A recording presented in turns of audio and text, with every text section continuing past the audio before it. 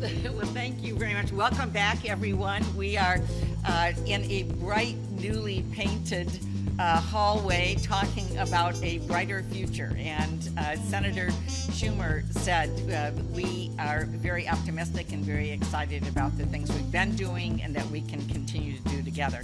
But I just want to take us back because it's been a historic 20 months.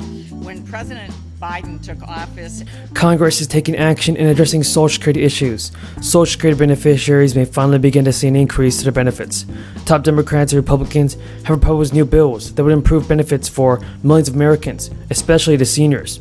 Social Security is one of the cornerstone programs of the American Social Safety Net. Even if it always doesn't completely cover a person's retirement expenses, it gives everyone something to build off of during retirement.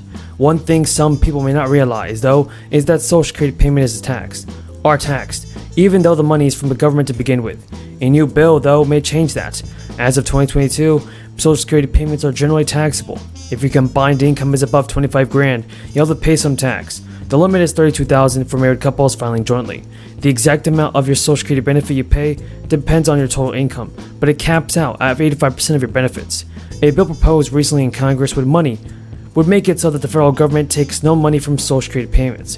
The proposal is from Democratic Representative Angie Craig and is known as the You Earned It, You Keep It Act. Representative said in a statement, "Social Security is a promise we have made to the American people. If you work hard and play by the rules, the dignity of retirement will be within your reach." And to make up for the lost revenue, Craig is proposing raising the cap on Social Security payroll taxes from $147,000 to $250,000. If the bill is passed, high earners will see a bit more taken out of their paychecks each week. Retirees, however, would potentially see their benefits go up as the government no longer takes a cut. The individual changes would be small, but could have to something new. Could have to something big. Jerome Powell also proclaimed that a central bank has an unconditional responsibility to ease inflation and expressed confidence that it will get the job done. A paper released at the same summit where Powell spoke suggests that policymakers cannot do the job by themselves and actually can make matters worse with aggressive interest rate increases.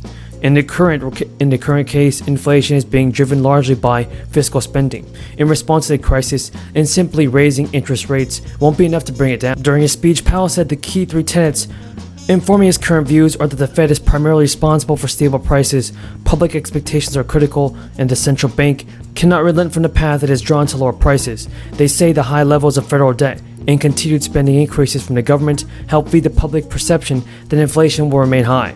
Congress spent some $4.5 trillion on crisis-related programs. Those outlays resulted in a $3.1 trillion budget deficit in 2020, and now a $2.8 trillion shortfall in 2021, and a $726 billion deficit, though the first 10 months of fiscal 2022. Largest renal pathology lab in the country. That to me is a superlative worth celebrating.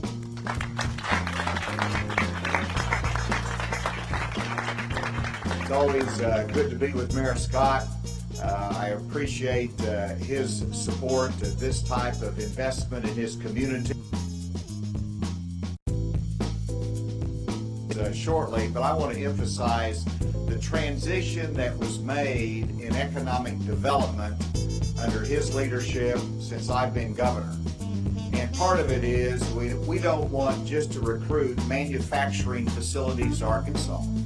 We want to be able to expand our economy and recognize that our economy is based upon tourism, is based upon agriculture, it's based upon our military installations, and it's based upon new technology jobs that are represented here today.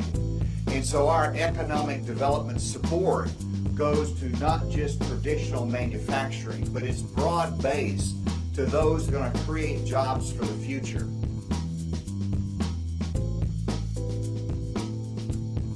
President. Senator from Rhode Island. President of the Senate, presently in a quorum call. We are not. Then I will proceed with my trusty battered time to wake up chart and my, 280 something speech. For once, I can start with some good news, which is that Democrats at last passed a climate-focused reconciliation bill this year. This is a huge step and essential given the cascade of harms climate change is already inflicting. Wildfire in Yosemite National Park, billions of dollars in flood damage, Europe broils in heat wave, extreme heat led to brutal rises in sea temperatures, dangerous heat hits U.S., emissions rising of methane, glacier tragedy, Houston slogged through brutal heat, climate change is forcing massive wildlife migration. Wherever you look, you see the news of what is happening. Heat waves, droughts, wildfires, collapsing glaciers, rising seas, record carbon dioxide and methane concentrations in the atmosphere. It is a bombardment of hard evidence that the Earth is fast becoming less hospitable for human life. The costs of our political negligence are high and rising. My friends across the aisle like to fixate on the price of gasoline. Thanks for coming. I hope everyone had a good August. I hope you missed us very badly, but we're back. Okay, I'm proud to be joined by Senator Stabenow, Warren, and Smith. Now, we had a great caucus meeting today. Democrats are excited.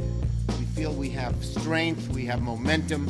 My caucus did incredible work back in their home states, promoting a slew of major bills that we passed. When you pass good legislation, you get good results. It's been a long time since the American people felt that Washington is capable of doing big things to meet big challenges and to meet their needs. It's why we took on Big Pharma and won. It's why we took on entrenched oil interests and won. And why we're on track to cut carbon emissions by 40% by 2030. It's why we took on the NRA and beat them by passing the first gun safety law in decades.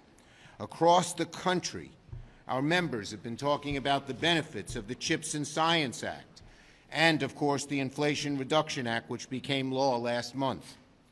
Americans are already seeing the benefits from these accomplishments. The new laws are creating new investments, new jobs, new opportunities for American families and their communities. It's allowed America to pivot into the industries of tomorrow and lead the world, as opposed to lagging, which so many Americans were worried that we would do.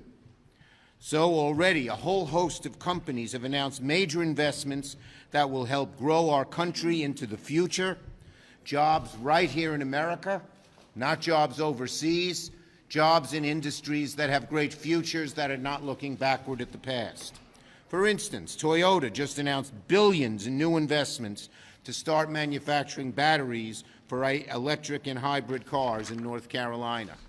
First Solar announced a $1 billion investment to build a new